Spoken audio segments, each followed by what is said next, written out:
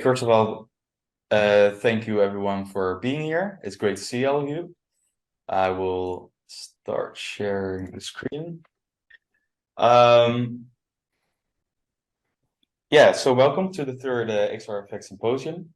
We have some exciting speakers today to tell you about their experiences, projects, where we've helped them, or some of them in the process. So we'll start off with the opening note that I'm doing right now. Then we might have a little bit of a schedule switch. Olivier Gritti couldn't unfortunately make it today, and but we have a recording of him talking about his experience in the research project. So we will show that to you instead. So we got two presentations, then a small break. Then afterwards, two presentations again, and we have a possibility for breakout rooms. So then you can talk to each other, share some experiences, get to know each other, and maybe some new research project will come out of it. So that will be nice. A little recap of last year, or the last periods from XR Effect. So we got some new partners, which is nice to see. For example, Katarina, who is here as well today. We had multiple research started with Luxembourg and Sweden, for example, who is going to present their research today. We joined a EU project, the SAFAR project, which Josefina, I don't know if she's already here, but she can, if you're interested in it. It's a project about XR technologies and how they could be applied in the emergency services side. So if you're interested in that, then Justina can elaborate on that. And we presented at a Czech conference and showed them what we did, and yeah, some progress. So let's start with the first presentation.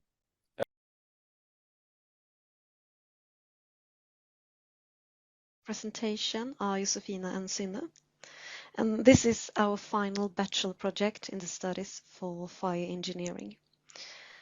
We will start with a small video clip of how training for smoke divers can look like in a normal environment today and how it can look like in VR.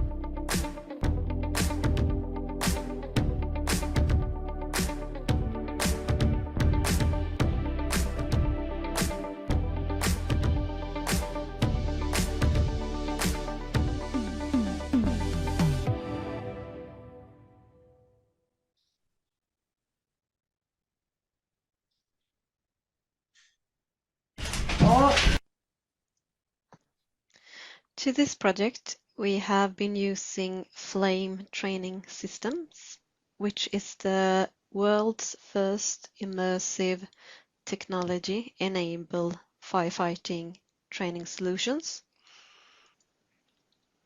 So the fire models in Flame use real physical principles, and the fire behavior in the immersive environments apply the dynamics of fire, water, smoke, heat, and foam.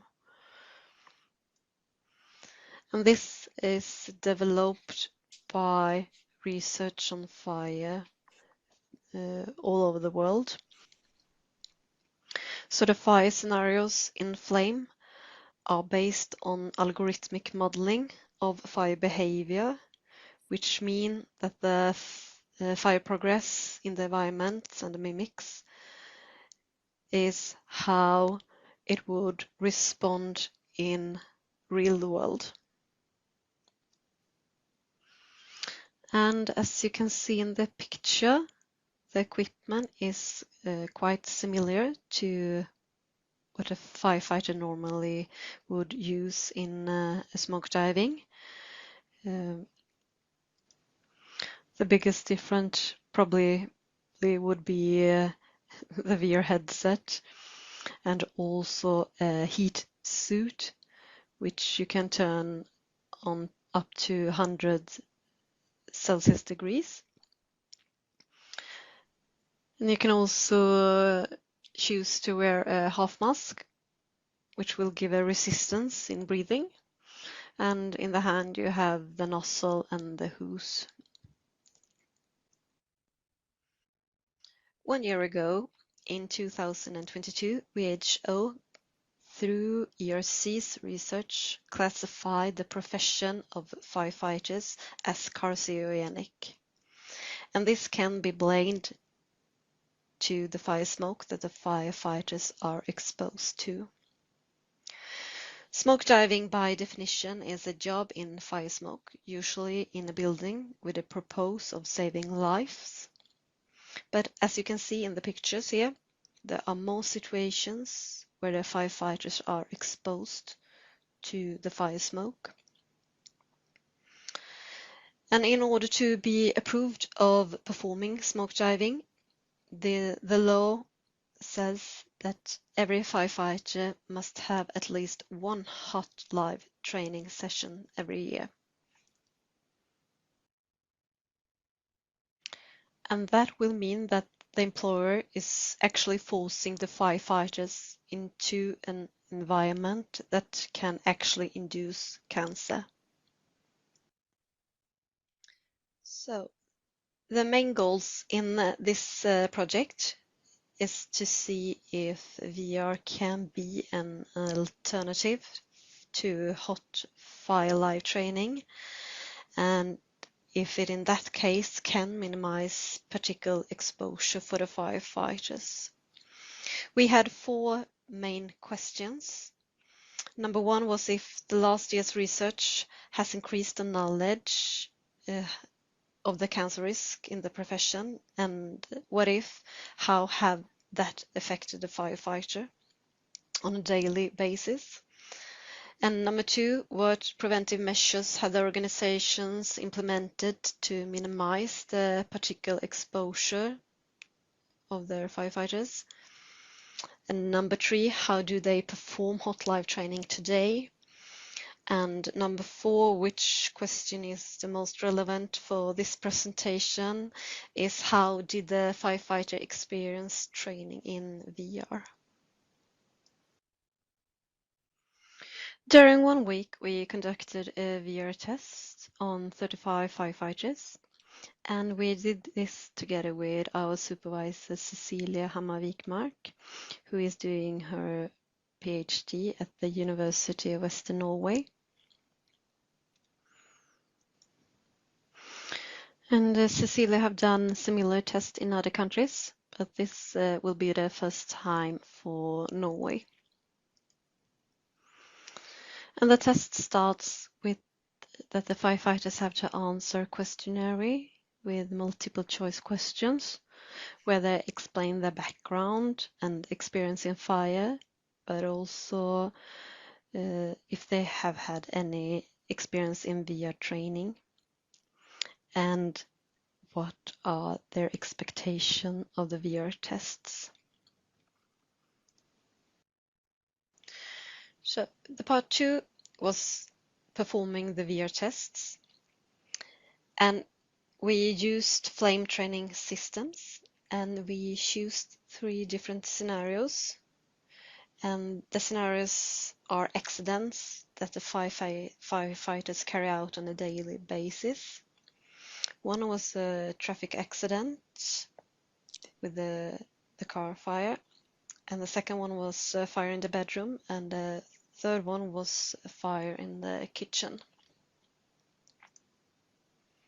And the last part were to answer a new questionnaire who handle questions like how they experienced the VR test and how realistic they thought it was. So what did this VR test result in? I will quickly go through the first 3 questions. And we can see that question number 1, the knowledge has affected the firefighter, and it shows that almost 75% have an increased concern about getting cancer through the job. But it also shows that the employer have had implemented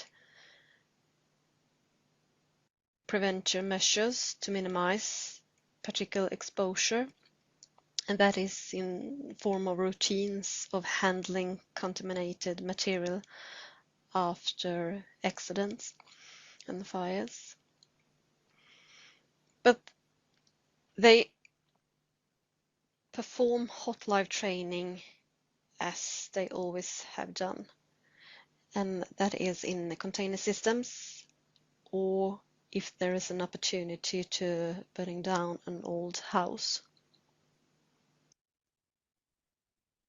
So to the most relevant question in this presentation is, how did the firefighter experience training in VR?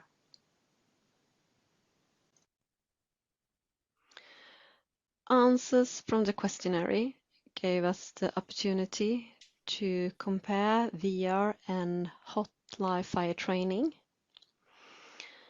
And we can see that the VR training overall is valued to a large extent more positive than the normal hot live fire training that the firefighters are doing today. We can see that VR and hot live fire training are valued about equally when it comes to maintaining and improving skills, but the VR are significantly better at learning new skills. The questionnaire also told us that the firefighters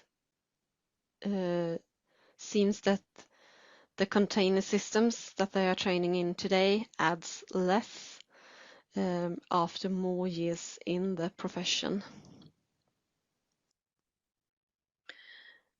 Answers from the questionnaire told us that the firefighters think that the fire and smoke in VR is more realistic than in the hot live fire training that they are doing today.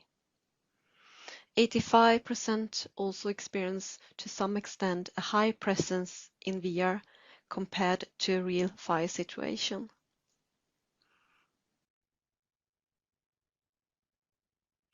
So, to the most important question is if the firefighter would like to use VR.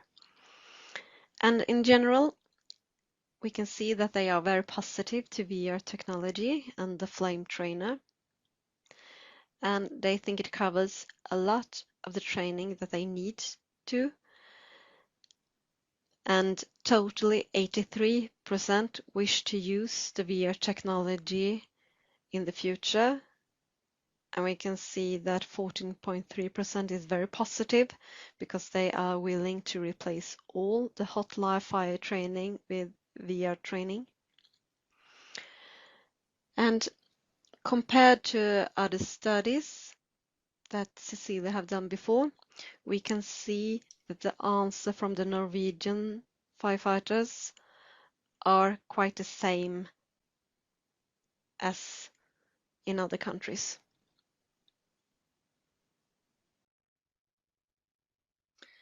So some of the conclusions that we did in this bachelor project is that the concern about getting cancer in the profession has increased among the firefighters the last years. And the law that sets the standards for how often and in what way firefighters should train was updated in 2005, and since then there have been new research, and above all there have been new technology entered. And firefighters think that VR is realistic enough to be used in training, but they are not ready to replace the old hot fire live training completely with the new technology. And so finally, at request from Cecilia, she would like us to brag a little bit or tell you that we also received an award from the company FireSafe for the best bachelor project this year. And I am very happy also for the attention. And a more personal background to the subject of this project is that I have been working for a firefighter for almost 20 years, and during this time I've been exposed to particle exposure, and I have also lost close colleagues to cancer. So my hope is that VR can be an eye-opener for my colleagues that still is working as firefighters. And that is also the justification from FireSafe, that they think this is a bachelor project that contains important elements that can be able to save the health of many firefighters in the future with the help from this new technology. And with those words, I would like to thank you very much for listening. And once again, thank you, Cecilia, for all your support through all this project. Thank you very much. Thanks for the presentation. Very good. Very interesting, and I am sure that people will have some questions.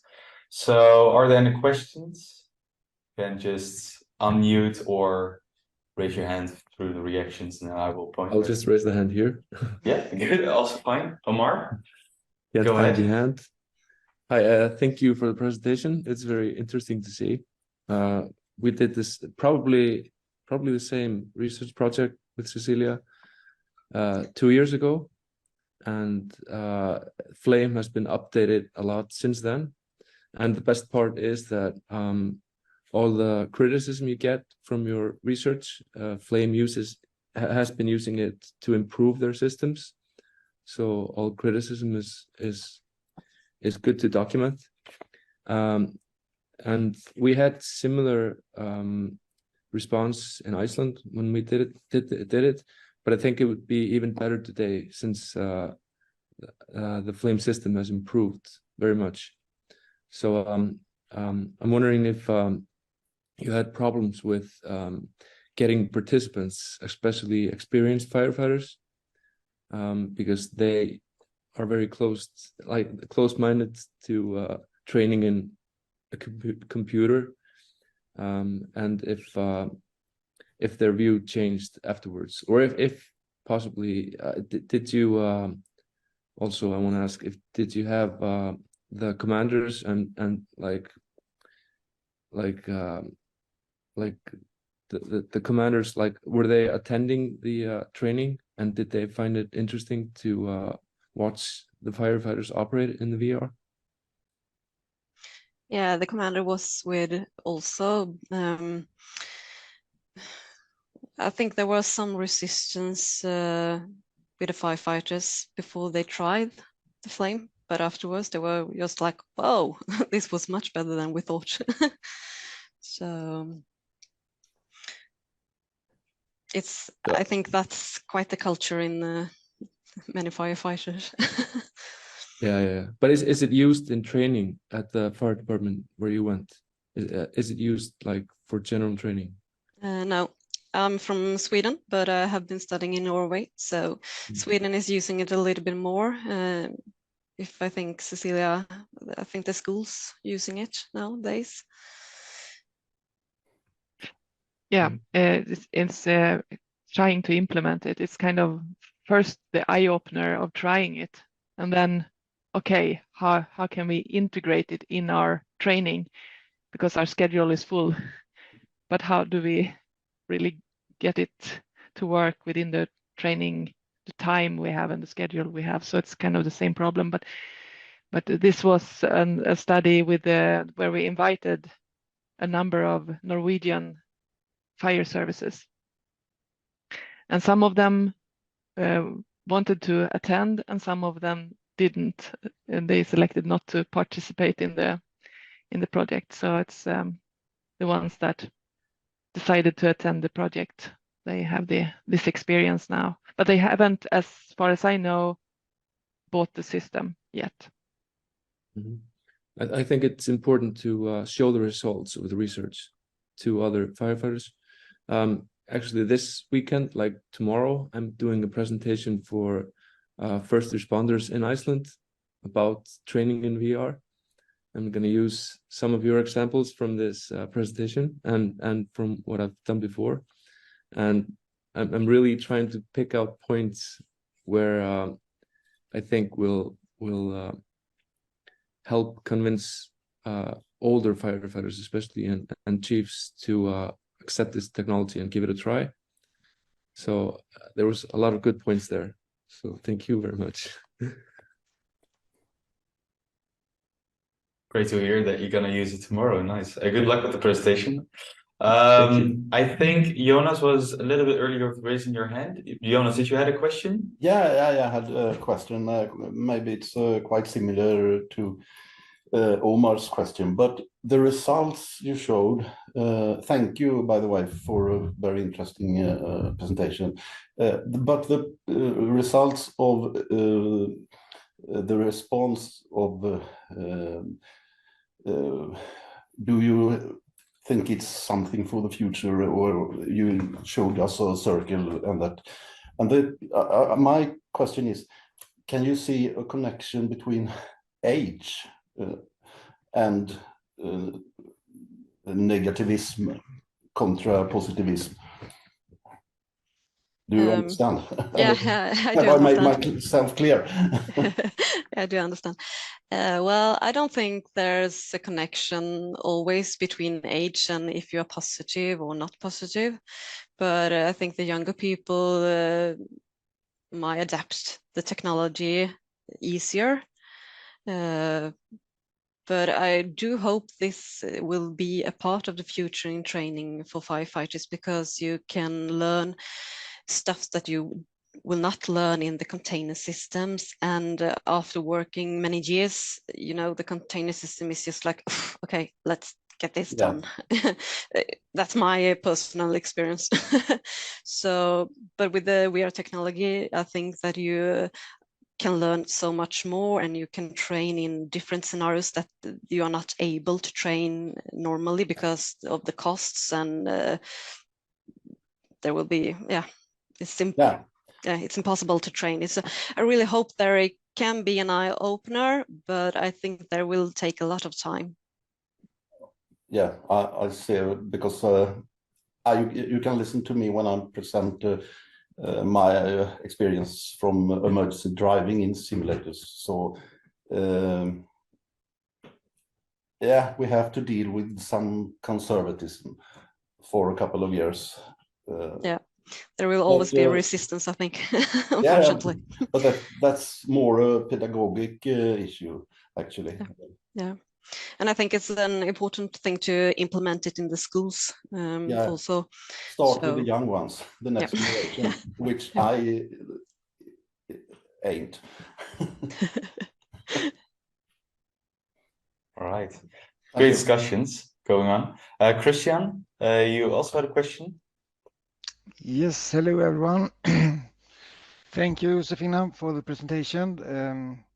We have just finished a project we called Heat Sim, and the background for the Heat Sim is that 2 times every year the firefighter must exercise do warm exercise for preparing for smoke diving or indoor firefighting. And our idea was if we can put some clothes on the firefighters near to under the fire clothes. And these clothes produce warm instead of we warm up the environment. We are in an early stage right now, but we have an idea to combine this exercise, preparing in warm environment, with VR. Perhaps, Josefina, we can have a meeting for discuss if we can collaborate in some way. Cecilia have seen the report, and do you think there is a match?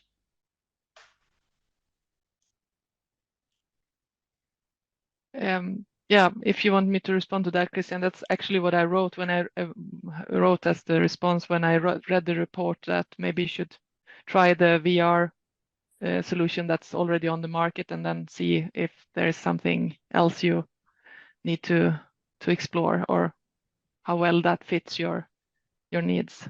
So XR Effect is here to help setting up such studies too. So yeah. Thanks.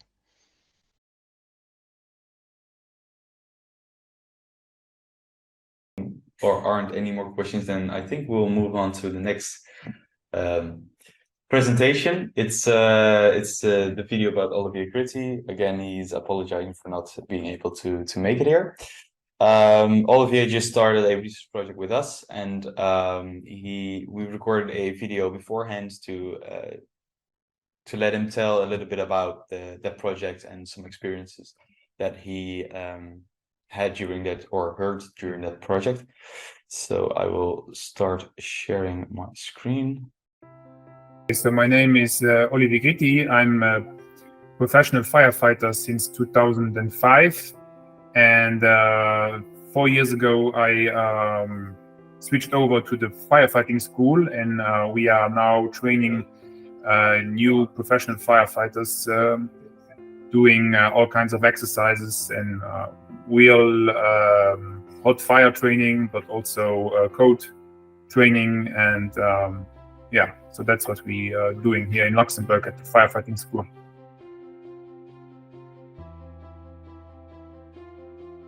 So the objective was to find out if we can replace some of the real fire exercises with virtual reality.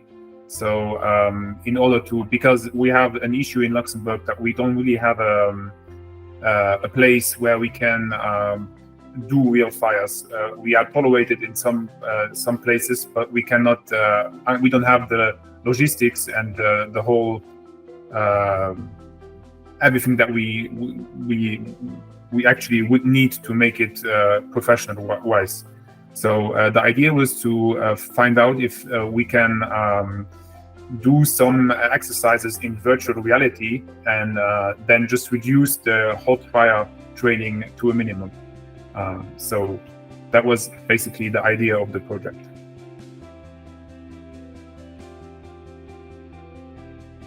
So at the beginning, some participants were I wouldn't say negative, but they were kind of skeptical about how it's going to be.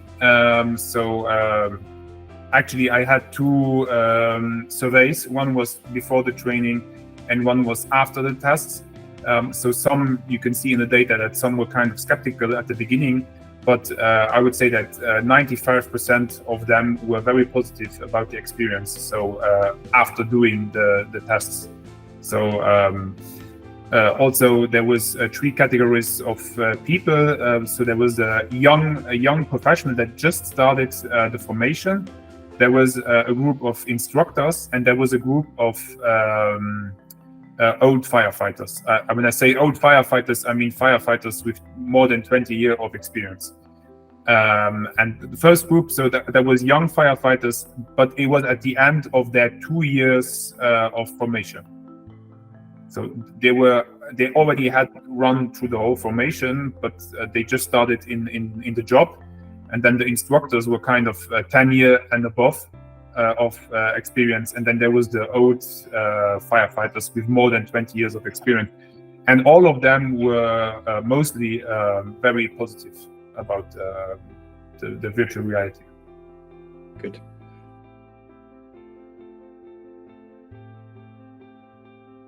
Most of them, so there was one question at the end where I asked them if they think we could replace hot fire training, and most of them said no, but they definitely see it as an added value to the traditional training. So before going to the hot fire training, doing virtual reality, so that when you go to the hot fire training, you have more already experience and you can train the important parts of the heat and everything. So they all saw it as an added value, actually.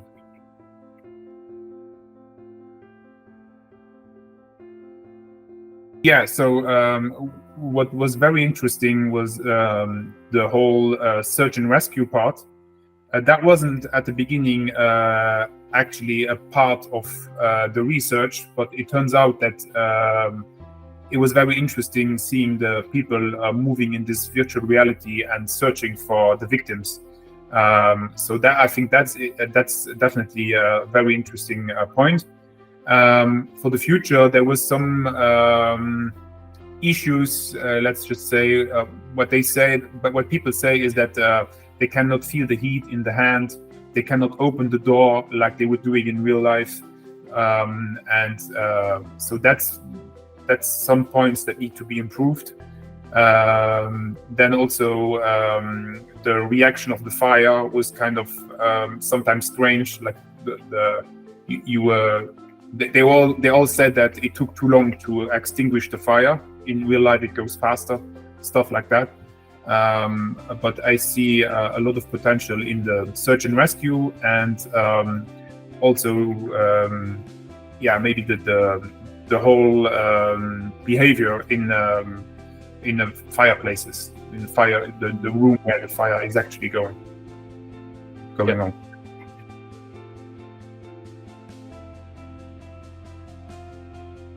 Well, with all those people that came and were participating in the project, they were all very positive, and they're going back to their fire brigades, and they're going to talk about it and say how nice it was, or how interesting, and what a great experience it was. So I think this is going to be a lot of talking about it. Also, I was telling them that in near future there's going to be a new version of the product, so it's going to be even more realistic and even more interesting for them to use it in the training. So there also the fact that there was groups of all kinds of instructors, old firefighters, young firefighters. This is going to spread around.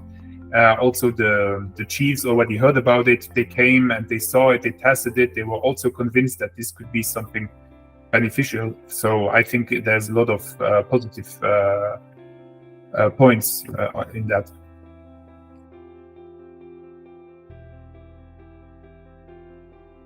I was just I'm very happy for the support that I got from the organization.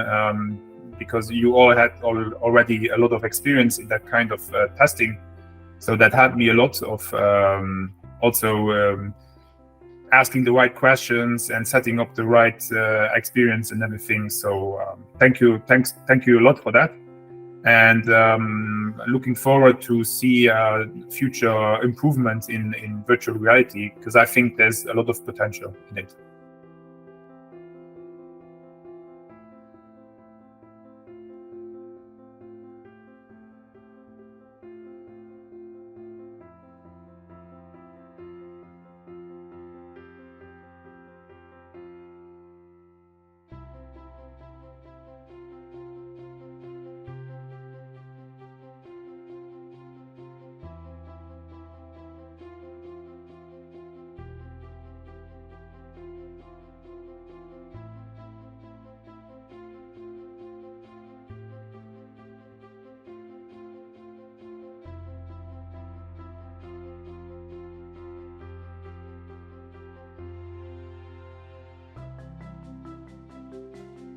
right, that was the presentation. Unfortunately, you cannot ask questions to him, but if you do have any questions, please let us know. We can give you Olivier's contact details.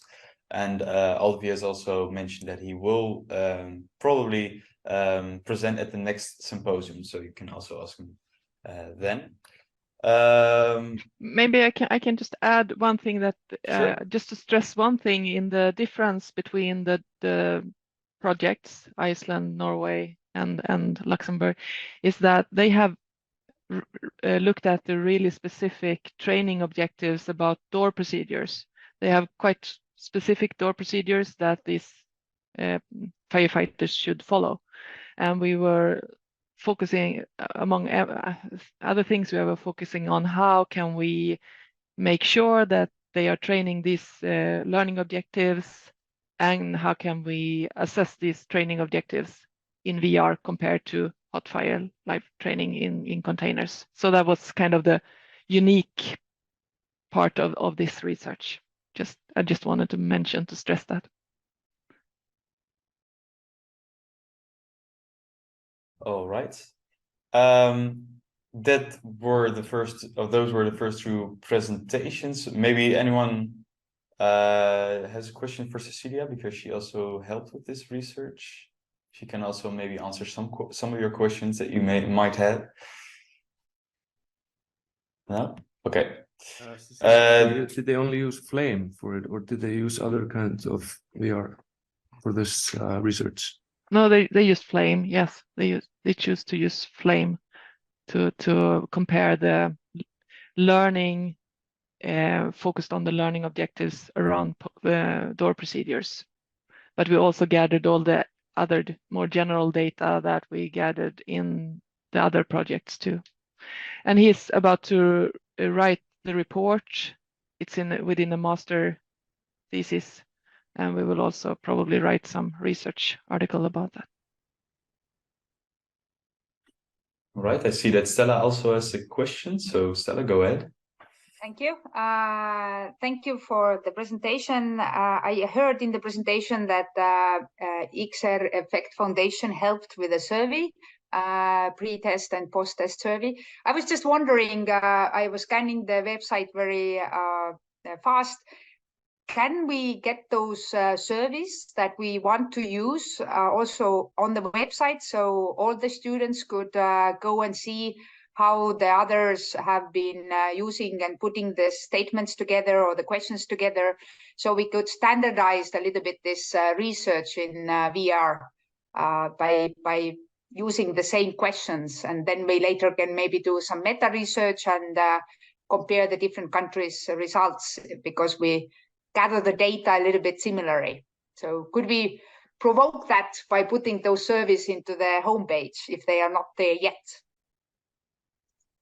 Well, they aren't there yet at this point. So normally, if we have a conversation with people that want to set up a research project around this topic, then we will provide them with the questions that we have. But very good points to also put it online. Then other people can also see it. Yes, Cecilia, you would like? Yes, I would like to reply on that. I don't know if Ilona is still online in here somewhere. I can see. Yes, because maybe you want like to explain about the surveys and yeah.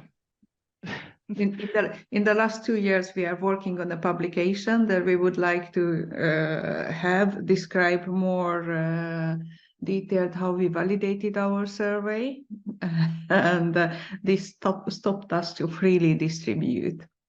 So this is the answer, and I will think about how to share this with Stella for the first instance.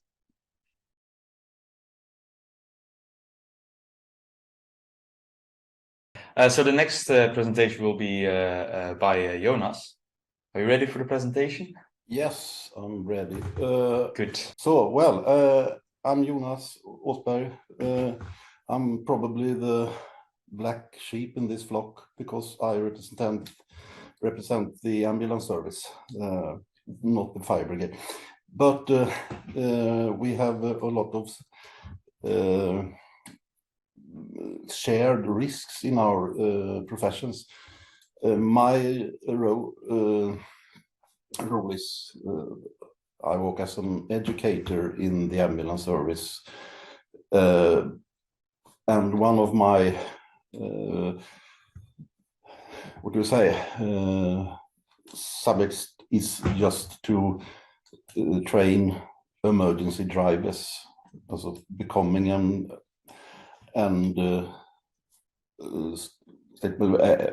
emergency drivers.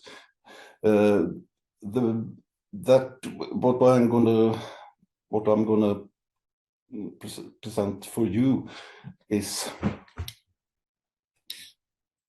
that we defined a lack in our emergency driving education. Emergency driving is quite dangerous, actually, one of the big risks in our professions. We have to get there to do our job. We are affected by stress and other traffic jams and high speeds and fast stops and you name it. That's a very hard and difficult thing to train in real world, so to say. So that's why we,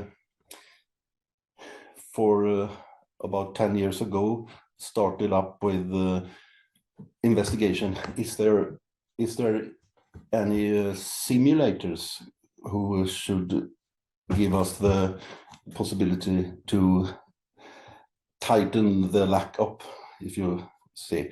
So we started up a project which recently is finished, financed by the EU, to develop simulators for emergency driving. And we did it together with big parts of the Swedish Western ambulance service organizations, and also the fire brigades in our neighborhood. There we are. You can start the movie. It's much more easy to talk when you see what I'm talking about. We started up a project and we cooperated with a company called Skillster in Sweden. Skillster has big and great experience for driving simulations, for driving schools, driving educations, and so on, machinery training, and all that. It's a game-based way of training. As you can see, the simulator is not very complicated in hardware. It's a quite common game computer, not very costly to compared to simulators with moving platforms and so on. And because we are tax financed business, so we have to find cheap, or at least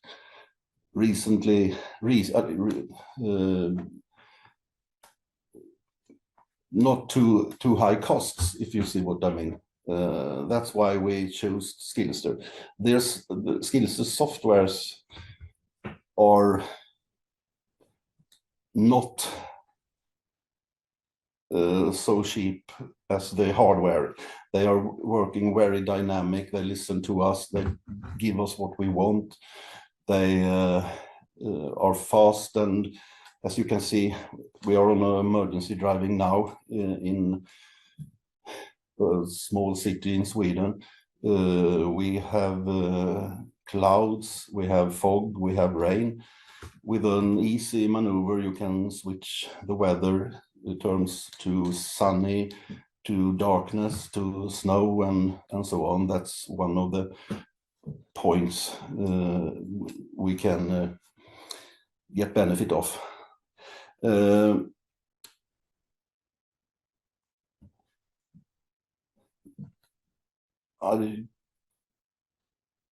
I let you watch for a moment, and then I come back.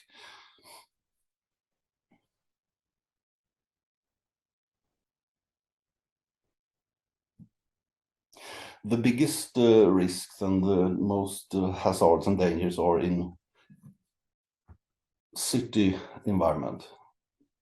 The most common accident with the blue light vehicles involved is just where we are now in a crossing.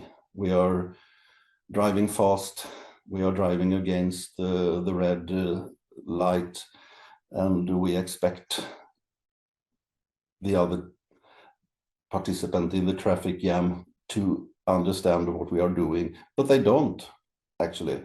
That's why most of the accidents happen. And this is left side driving from a problem solving situation.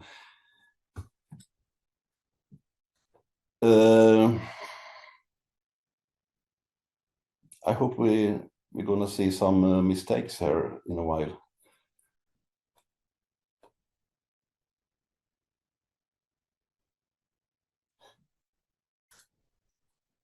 What we called the project from the beginning was to give risk awareness in a risk-free environment. As you can see, this sort of happening is much better to do in a simulator than in real life. And this type of exercise and practice and training, you can do that in ERL as training, because it's illegal. We don't have the possibility to drive emergency driving in real traffic in training situations. And that was the lack of important part in our traffic education. We think we have started to solve with a simulator. Another thing that maybe doesn't save lives but saves money is maneuvering practice. You can teach the new driver, the new emergency driver, to handle the car in complicated maneuver situations. And that saves money in reparation point of view. You can start easy with some easy tracks, and then the skills and the levels is going up, and you can train in very complicated maneuvering situations. That is what I tell my employer, because the money for vehicle reparations are very costly and high.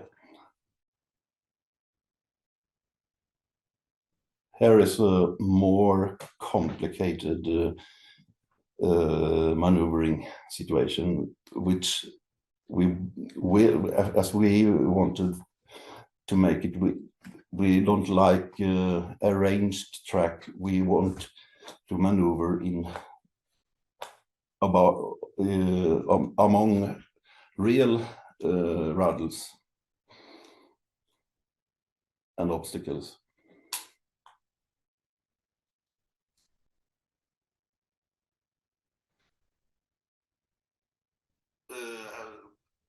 As you can see now, we are sitting in an ambulance. It's a common ambulance in Sweden. It's a Mercedes Sprinter. We can also do the same exercises with a fire truck or with a police car or with anything you want in this program. That's why you can combine it and cooperate with fire brigades and police organizations, or you name it.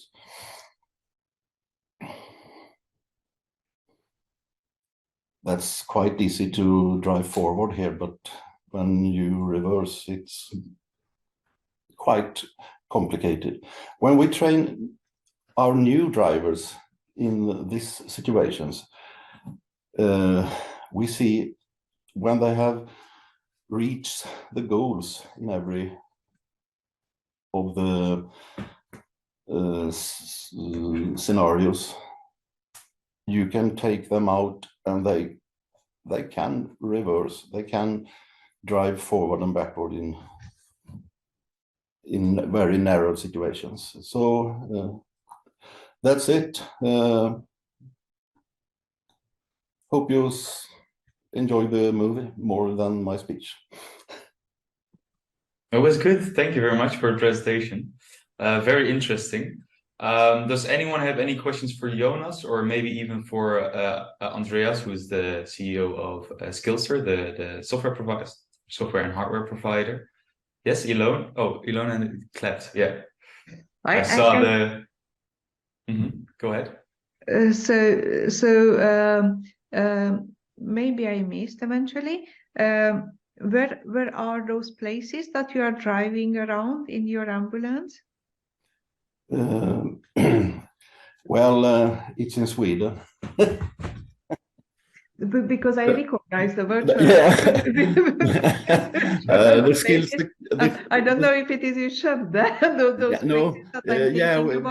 The computers are mainly in Skövde, but the simulations are made in Umeå in the north of Sweden, because Skillster is a company who is placed in Umeå. But the fantasy has given us cities that don't exist. We can play in Umeå in the same way we drive in Stockholm and Gothenburg, and you name it. That's what we want. What do you think? What is the best, to have cities that exist or that doesn't exist?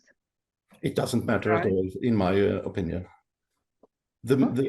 The main thing is that the traffic situations, the jam, the intensity in the traffic, and so on. That's the most important to achieve. The city, or you can drive in Gotham City or wherever. I hope not. Because I really won't like a reality like in Gotham. Yeah, but I understand your question, because I get many questions about this. We have sometimes we want the computer to be, the simulation to be exactly as reality, but that's not our goal. The goal is to get awareness of risky situations in any time, in any town, in any situation. I completely agree with your comments, and I think this is the flame studies and other XVR virtual studies too, that the realism needs to be enough to make the people believe that it is a real situation. Yeah. But I was driving ambulances around in the cities, and I know the positive effect when in the simulated environment, an ambulance driver said, I bought fish in this shop last week. So that meant for me that yes, it is kind of a real environment, has some clues, does not need to be realistic, but has some clues that help people to believe that they are in the computer environment has to have some clues that make people believe that they are in a real environment. Yeah, but as long as it looks like reality is enough for me. Immersion, yeah. Thank you. Right. Any more questions? Yeah, related to that, actually, Jonas, thank you for the presentation. You started in the presentation saying, when we saw the video, it's actually a rather simple setup with 3 screens and a steering wheel. Could you comment a little bit on that further? Is that actually enough, or should it be really like the inside of a vehicle? It's more than enough, because Yeah, from my point of view, because the main thing with training, the point with training in simulator is what's happened in the trainer's head, in the brain. Don't mind if it's not movement or G forces or something. Get into the game, and there you receive the best results. If we think we must build complicated simulators, the simulators has no chance in our world economically, and very little bang for bucks. Great. Yeah, thank you. I hope that was behind it. Yeah, thank you very much. Thank you.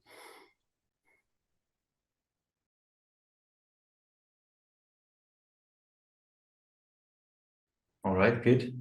So let's move on to the next presentation. Emilia, are you ready for the next presentation?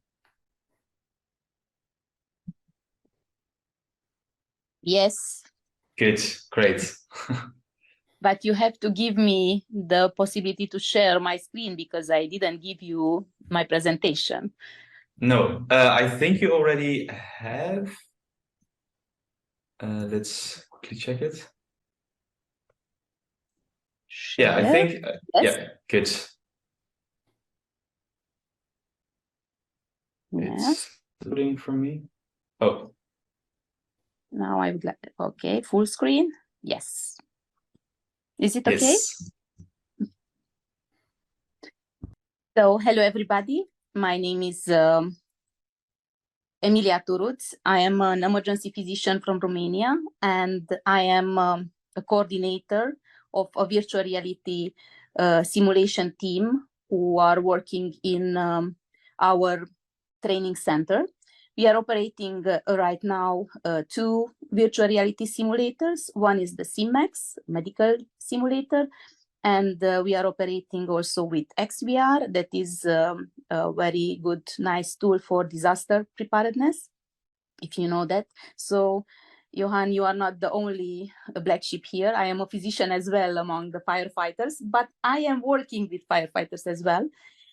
And I am working with these 2 simulation tools since a couple of years, with SimMax already 2 years, and with XVR already 10 maybe years. And I have a concern, a problem identified that is bothering me since a while, that why trainees, adults, and most of them are professionals already, are too much anxious and nervous when it's coming about to simulate with virtual reality.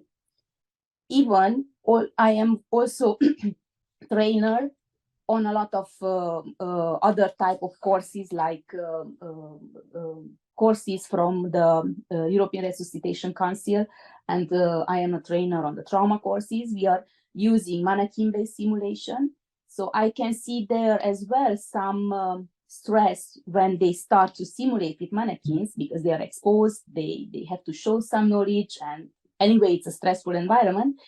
But when it's about virtual reality, the stress is higher and they are more anxious. And I am really curious why. And actually, I was looking for solutions. And one of the things that is all the time coming out, and it's really, I don't like it. The first reaction is that this is a game. And they link virtual reality based simulations with video gaming.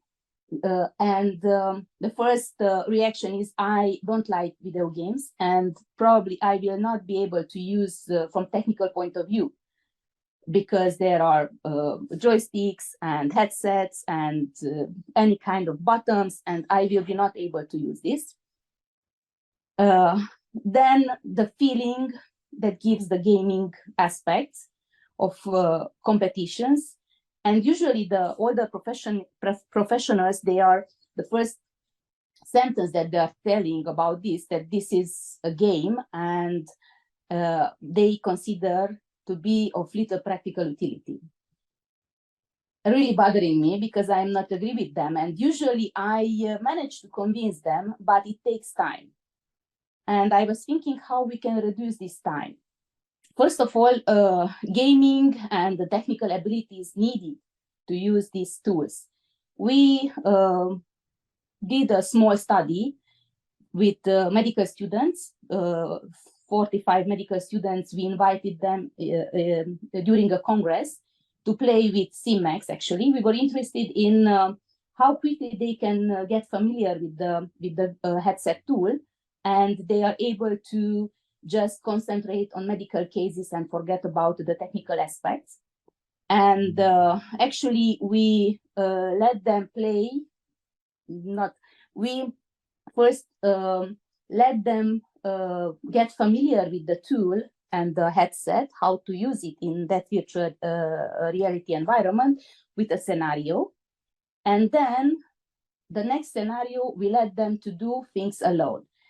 And also we were following some of the maneuvers, how quickly they are able to do it alone without any guidance from the instructor's point of view, and how they like to simulate alone or in a team. Actually, among this student group, almost 80% of them didn't have any kind of virtual reality experience before, so they were not the gamers group, but they were interested to use this tool. So we were interested how quickly they can learn to get an IV access in SimMax, that I think is not easy, and also how quickly they can get used with the seizure, because for me it was the most difficult part to take the seizure and cut the clothes of the virtual mannequin. It's not so easy to do it. So we let in the first scenario, we explain them, and then let them to go in the next scenario alone and take the tools and do these two maneuvers. And surprisingly, more than 50% get even more, up to 80% of them, after the first explanation and first exposure on the second situation, in the second simulation, they were able to do these maneuvers in virtual reality without any help. It was a small amount, let's say 20%, that they needed on the second time when they were exposed to do this maneuver, a small guidance, but that's all. So actually, very quickly they get used with this tool from technical point of view, and they were able to do maneuvers without to thinking how complicated it is to do it with that buttons and all the tools that they have to use with their hand. So from technical point of view, it's very easy to use these virtual reality headsets in any kind of environment, even for medical simulation and also for the firefighters with the disaster simulators. We correlate this with other studies, and the other studies says almost the same, that usually the technical part is not a complicated problem. They just think about, but actually they get familiar very quickly. What about the other problem, the competition feelings that gives the gaming aspect, and the considering just a game and not very important for training purpose? Actually, I was thinking a lot why it's coming these feelings. And I think because they don't know about these tools, how these tools has utility in training, how we can use these gaming-like tools for training. And this is why then they have that feelings that is unsafe environment, unsafe learning environment, because they don't know how this will work. And they react absolutely normally, they react negatively to this. Probably is little of utility of these tools, are gaming or only for competition, we don't want to be exposed for these games, let's say. Let's go to do some practical part. Let's go to play on the field and not in the game. And I was thinking how we can reduce these feelings. And actually, I was inspired from the other type of simulations, like mannequin-based, high-fidelity mannequin-based simulations, where in every scenarios, we are using that pre-briefing setup for the scenario or for the workshop. And actually, in the last half a year, I tried to introduce this aspect in the simulations where I used virtual reality. So the power of pre-briefing, that is extremely, I think it's extremely important. And actually, I find a lot of articles related to these aspects, and a lot of agencies that are creating guidelines and recommendations how to use simulation, either mannequin-based, either virtual reality-based simulations. They mentioned this aspect of emphasize or put more attention on the pre-briefing part. For example, the last guideline for healthcare education, it was from 2016, I think. They mentioned it, that it's very important, the pre-briefing, to set up the rules and the expectations from that situation, and emphasize that this is a psychologically safe environment, learning environment, but not giving any more clue how to do it. It's easy to do for the mannequin-based simulation, but is not the same for virtual reality, actually. But we need to set up rules and expectations, and we need to convince quickly and efficiently the trainees that this is a safety learning environment. So not a gaming, not competition, it's about learning. There is the International Nursing Association for Clinical and Simulation Learning. They already go in more deep for these aspects of pre-debriefing. They mention also the safe environment, how to set up, how much aspects we need to reach when we are doing this pre-briefing part of the simulation, because this probably will influence the engagement of the learners, a very important aspect, and will enhance the learner satisfaction. And we know the learner satisfaction also will influence powerfully the transfer of knowledge and how the trainees will relate with this simulation experience. But still not a clear recommendation how to do it.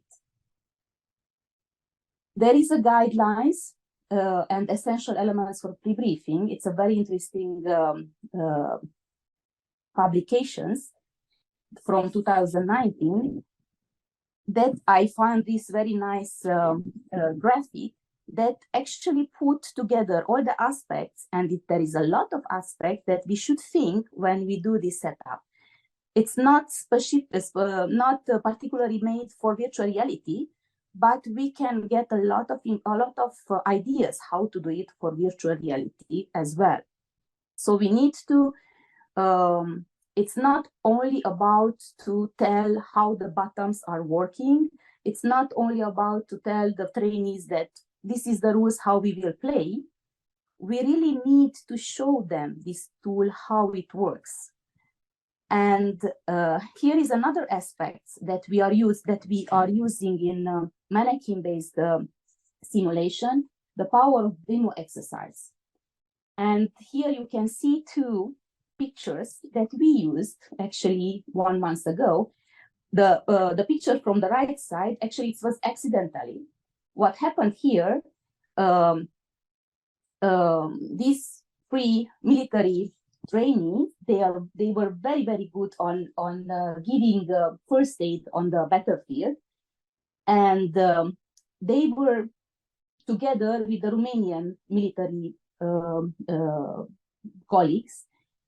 And the Romanian trainees, they were really afraid of using virtual reality. These guys, they used to do it in the United States. They came from the United States and they used to do this.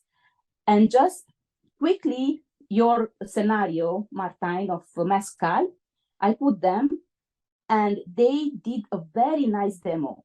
It was beautiful how they managed the situation.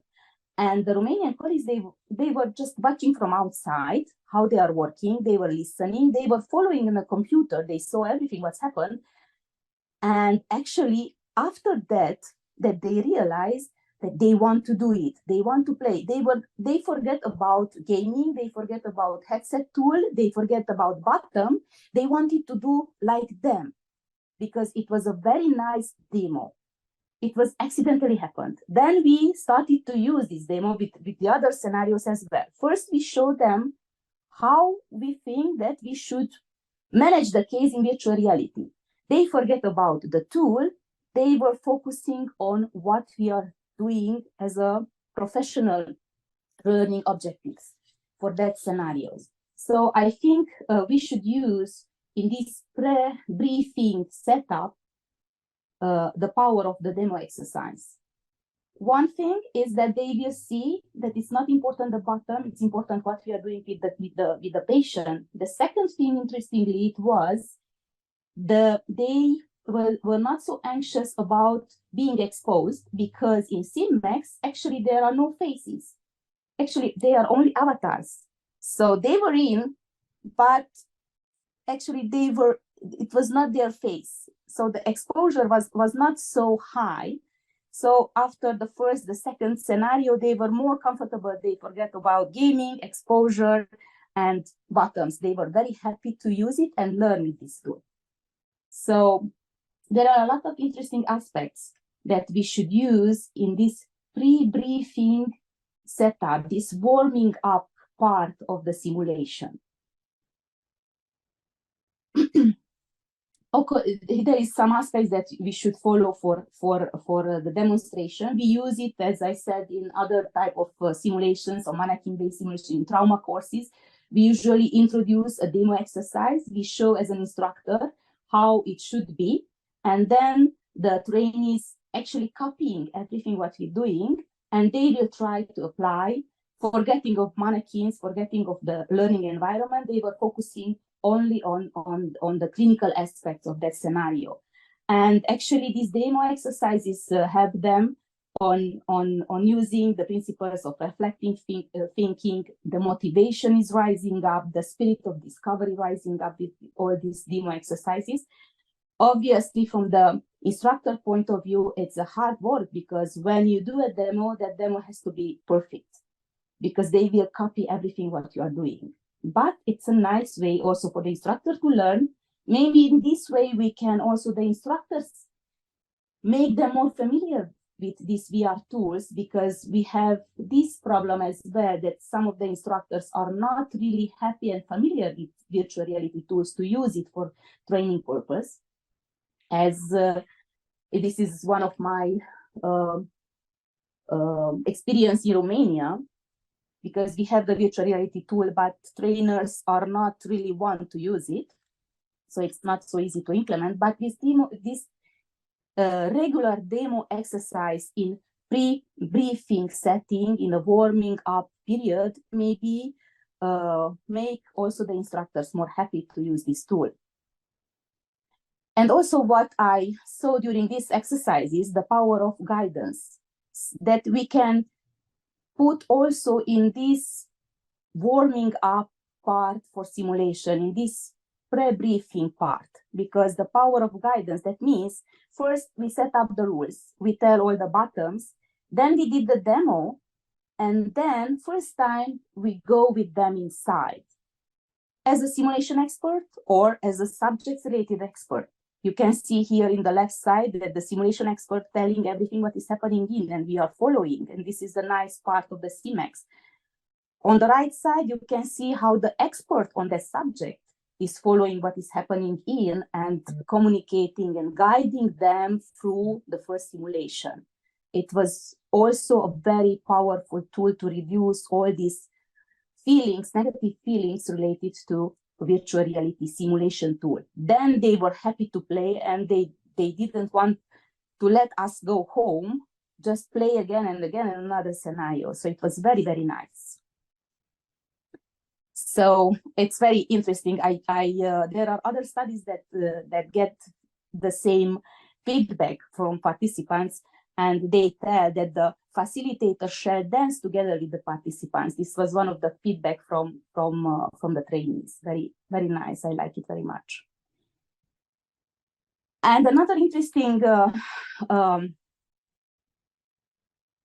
aspect, another interesting way of reduce all this negative feeling regarding virtual reality as a learning tool, as a simulation tool, is to do several exercises in different way in this warming up part, in this pre-briefing part.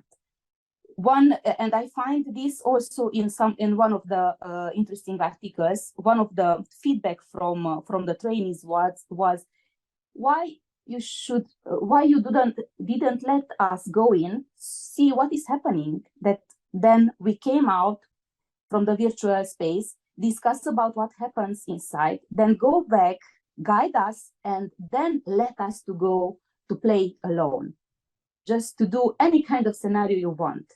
Actually, this is what happened also in another simulation day with all these militaries. First, they went in, they were curious, two of them. The others just going and thinking, and I was listening, this is a game, and nice game, but I don't want to try, and so on. Then they came out and they started to explain what happened inside. It was interesting. We started to discuss from professional point of view the case, the situation, so rise the curiosity. Then we go in, but with the guidance.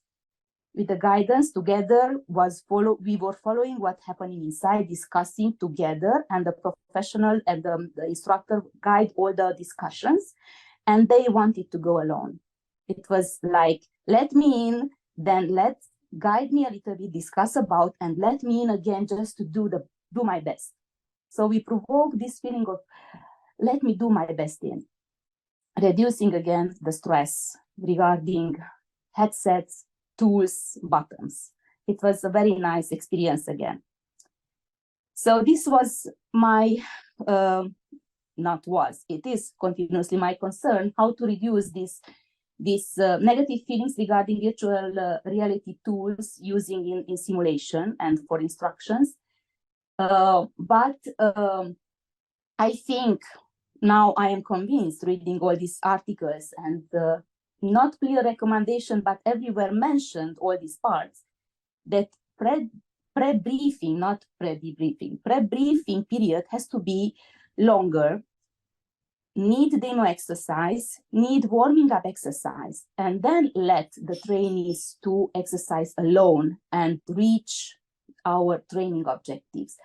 Obviously, this warming part, this pre-briefing part, has to be also part of our learning objectives. So we will reach together. That doesn't mean necessary to make longer all the simulation period. Just taking care of this part to do it perfect, and then we can profit of the students and trainees to let them play with virtual reality and profit of all the facilities that can give this virtual reality learning environment.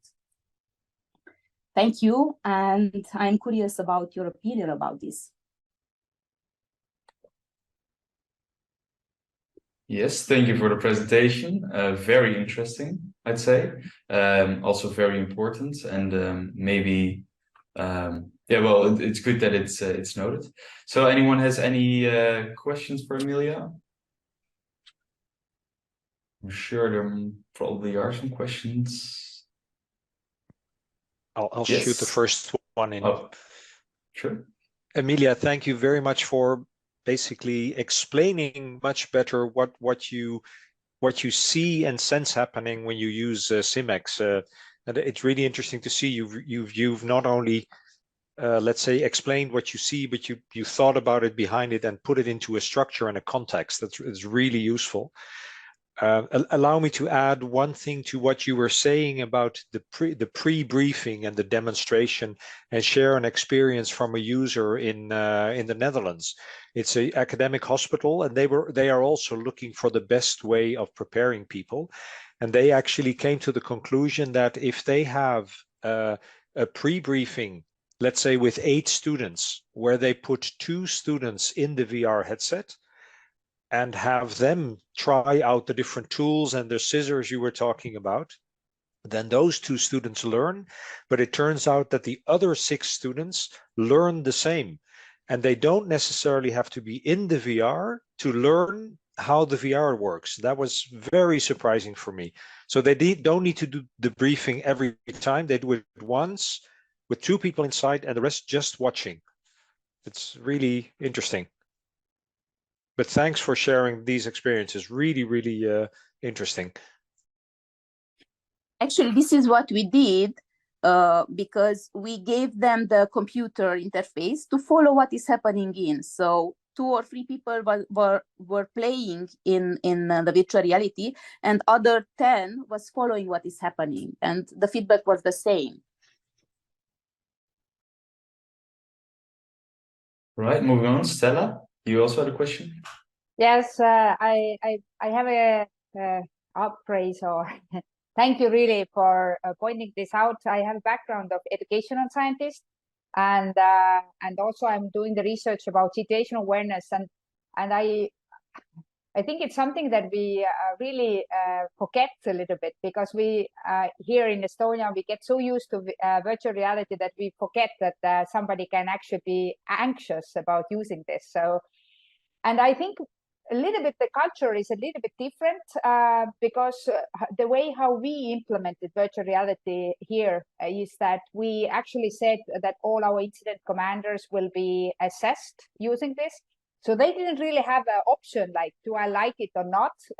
And what we learned is that it was very important to make one of the, we all had a training scenario, but before the training scenario, we also did, like, we called it the joystick learning scenario. And that one has to be a successful one.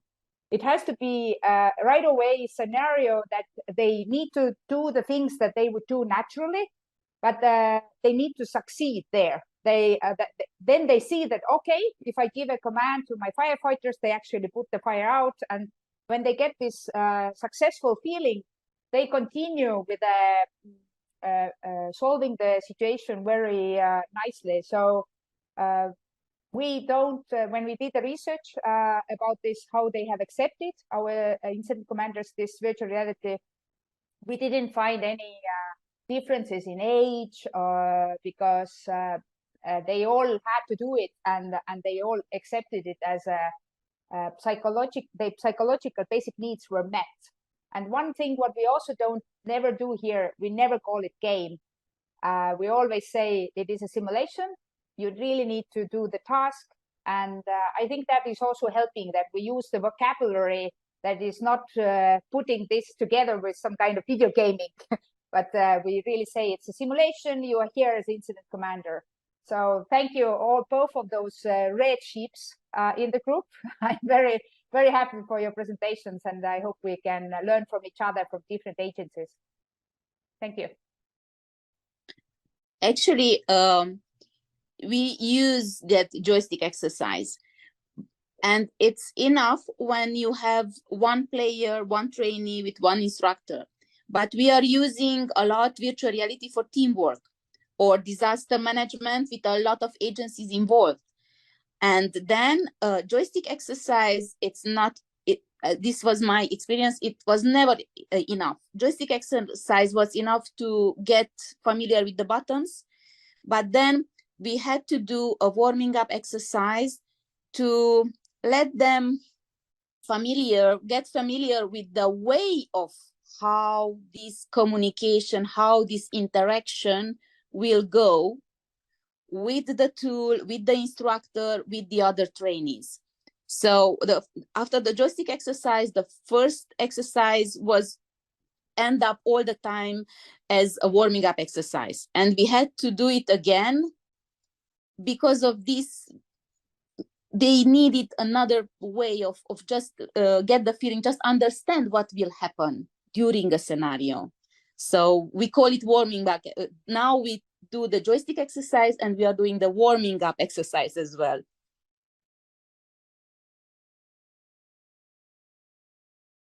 And if I may add one more comment, I think there is a big difference to we use VR headset or we use the 2D screen, especially for communication. And I'm really looking forward to use augmented reality. We have done the first tests because that will be a new way of communication, because you can see the real world and you can see the virtual world. And I think it will be very interesting to continue with this.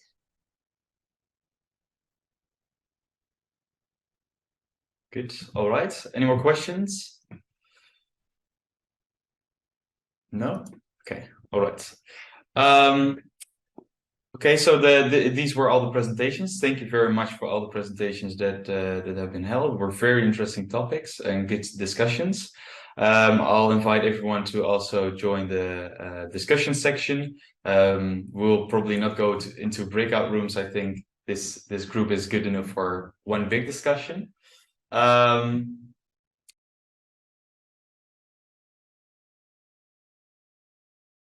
But first of all, Josefina, could you maybe tell us if you're there? I think you also clapped. Can you maybe tell us a little bit about the SAFAR project to let our partners know what the SAFAR project is, which XR Effect is now also part in? So I was just trying to use my time now to search for the main hit points. So just please give me 1 minute. No problem. Yeah, so our journey has started 3 years ago when we submitted the Fighters project. That was the main reason why we continued with the SAFAR project now. I am happy that the member of this consortium was also Stella and Estonia, and also Justina, who get us on the board. We have learned quite a lot, to be honest, and I think that maybe the most important thing was to identify the challenges with HoloLenses 2 and with mixed reality and stuff like that. And now I can say that we are a little bit wiser. We know the limitations, not all of them maybe, but we know what should be used for which situation. Unfortunately, Estonia didn't join us, but I think that we will definitely continue in some kind of cooperation in the future. But the consortium of SAFAR project consists of, I think, 6 or 7 partners, and at least 3 of them are joining this meeting now. I can maybe read some objectives which should help you to imagine what kind of project is this and what is it focused on. So this project SAFAR, it's Erasmus Plus project, and I think Martin and also Roy are a part of this project. So the main objective is to enrich firefighters training ground with immersive technology solutions. So that's the first point. Then to prepare firefighting and crisis management trainers for future training skills. That's what we consisted on, that we would like to put there also crisis management managers, because it is really crucial for us as a university. Then to reduce risk and cost of firefighters and crisis managers training. And what are the most important activities we would like to deliver in this project is, first of all, creation of roadmap of the most impactful immersive technology solutions. That's the first point. What is also important is to develop some kind of innovative and tailor-made XR enriched teaching and learning scenarios. So that's the second point. And training of pedagogically sound and digitally transformed firefighters and crisis managers trainers. And the last hint is organization of local international scientific action as what we need all of us to do. So I would be happy if at the end of this project we can really create that functioning center for XR technologies. So that's the main goal, definitely for our university. So we would like to really do that, and there we can also implement all kinds of technologies we have, because we are also using VR, we are using XVR simulations, so we are using HoloLenses, augmented reality. But my last maybe something what I would like to add, it's not so hard to buy a new technology, but what is the main challenge is to really find how for what kind of situation it has educational added value. That's the first point. And I think what is also really important, and we are cooperating and are going to cooperating with Stella later in another project, is that teachers must start to think in VR, AR, and XVR, and we need to involve them into this world, because it will not